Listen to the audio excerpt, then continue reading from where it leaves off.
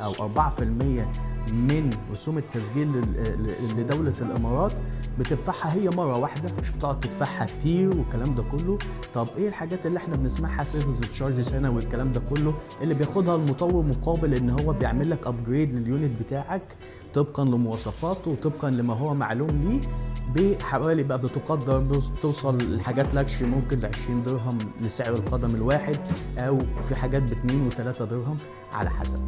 فدي كلها بتبقى خدمات من مطور بياخد منها فلوس مقابل ان هو يطور لك او يحافظ لك على المينتننس او شكل البنايه ويعمل لها مانجمنت. العائد الاستثماري دلوقتي في الامارات اكبر ما يمكن، لان دلوقتي بقت كتير جدا من الدول اللي موجوده في العالم خاصه الدول الاوروبيه بتيجي تستثمر فلوس كتيره جدا هنا في الامارات في موضوع الشراء العقاري، لانه سو سيف يعني.